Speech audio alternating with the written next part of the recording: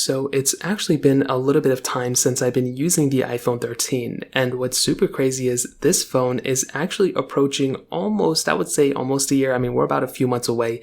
June is today right now actually of me making this video, and it's actually very interesting that we're going to be getting a new iOS version in a week, and this iPhone is probably going to get a majority of the features that iOS 16 is going to be bringing. And the fact that this is still a really solid iPhone so much longer, and the fact that I still use this iPhone and I still actually, prefer this iPhone and recommend this iPhone all the time, it really makes me feel a little bit more confident about the future of iPhones. Even though Apple's making some weird design changes here and there, I feel like the iPhone 13, specifically this one, is probably going to be a device I'm going to recommend for years and years to come. I think Apple made a ton of improvements from their previous generation with their iPhone 12s, and I do think looking at the future of the iPhone 13, even if the iPhone 14s flop, we still have the iPhone 13s we can recommend. If the iPhone 15s flop, we still have the iPhone 13, and for years and years to come, the iPhone 13 I think is probably going to turn into something like an iPhone 11. How I kind of see an iPhone 11 right now, it's a very, very good priced iPhone,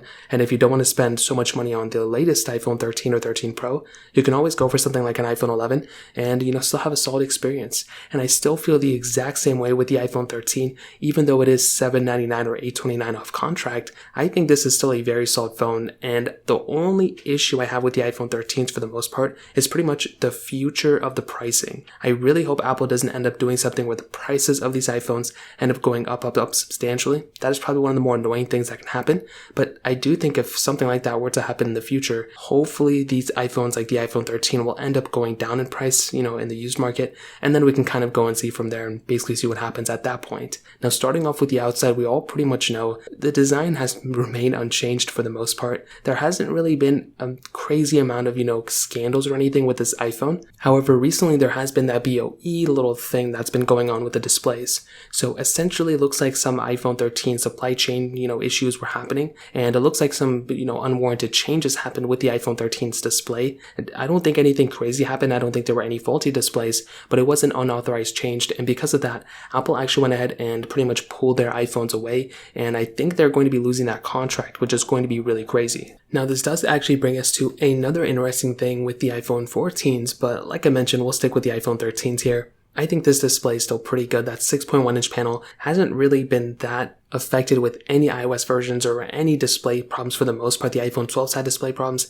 There were a few display problems early on, but for the most part, it seems like everything's kind of been evening out, which is really nice. The design is still the same as the iPhone 12, so nothing really changed there. But the consensus of, I would say the last, 8, 10 months, whatever, how long it's been, at least with the design aspect, it's been fairly positive. I still think a lot of people are kind of unhappy with the notch.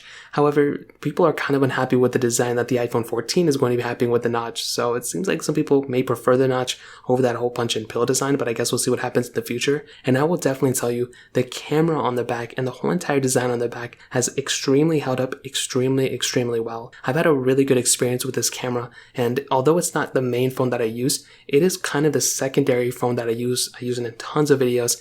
Anytime I do a tutorial on my second or even third channel, I'm usually talking about and using an iPhone 13 at that moment. And this has been a very solid, performing phone on one hand, but the camera quality has also been exceptional as well. It's been very good. I will say one of the biggest things that the iPhone 13 was bringing, which was cinematic mode, I didn't really notice. I haven't really been using it, to be honest. And that may be because I have a DSLR camera that I use for pretty much everything. But even when I'm on the go, I never see myself flipping over to cinematic mode. I feel like the standard video mode is still really good. But when I saw Apple actually show off cinematic mode, I was super stoked about it. But I use portrait mode way more than I use cinematic mode, so I'm not too sure. I still make a lot of videos on my iPhone, but it's still very strange that something like that happened. Now, I think the diagonal camera was a very interesting choice from them. Very, very smart marketing thing for them to, separate the older ones and the newer ones. But I will say with this type of camera setup, I think it holds up extremely well. And like I mentioned, I've been comparing this iPhone against all the other phones that have came out since then. The Galaxy S22s, the S22 Ultras,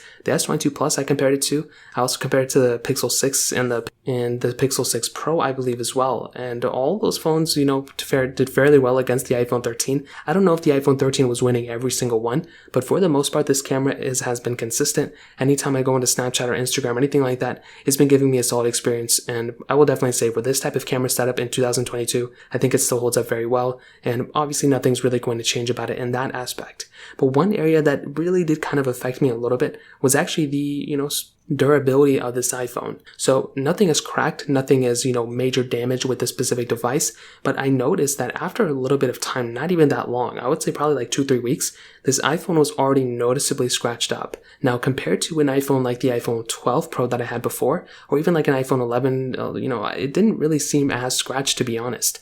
But with this iPhone, exactly the opposite effect. I'm not too sure why that was happening. I would expect something like an iPhone, maybe like an older iPhone, like a 6S to not be as durable. But when I look at my iPhone 6S or 7, there's not really as many scratches as something like an iPhone 13. So even though the 13 probably is more durable, if I were to drop it, it would be able to take a drop. It seems like it's not able to handle the scratches too much, which can be a little bit of an issue for some people as well. So in that standpoint, that is probably one of the bigger things that I found.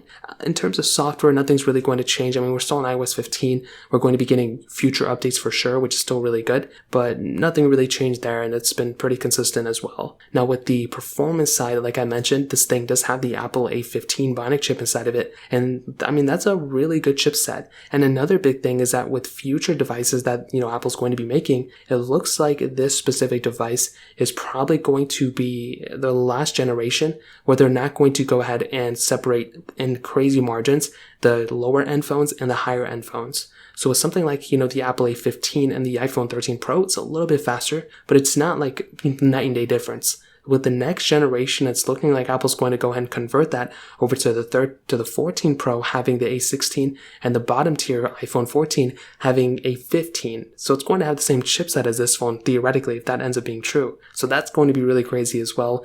And I'm going to be really curious what Apple's going to be doing there and their separating of choice between, software versions that are going to be coming out. I will say though, for software updates, it's perfectly fine. It's going to be supported for a very long time, as well as the performance of this phone. I mean, I've had a very good performing phone from this thing, and I will say when it comes down to the whole entire chipset and just the fluidity of this device, it's been fast, it's been fluid, and I don't think I've had any complaints in a performance standpoint with this device.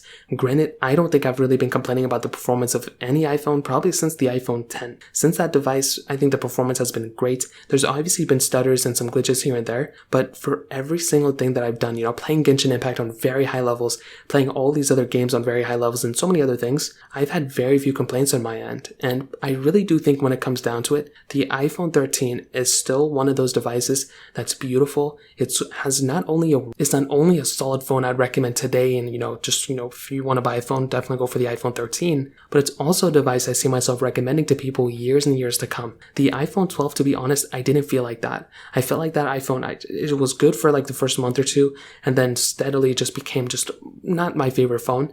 With the 13, on the other hand, this is a device I see myself recommending to people in the future. I see it kind of being a reincarnation of the iPhone 11, and now with the iPhone 11 going out of the way, I think the iPhone 13 is going to probably take its place, 2-3 years from now in terms of price. And I mean, that's definitely one of the bigger aspects of the iPhone 13.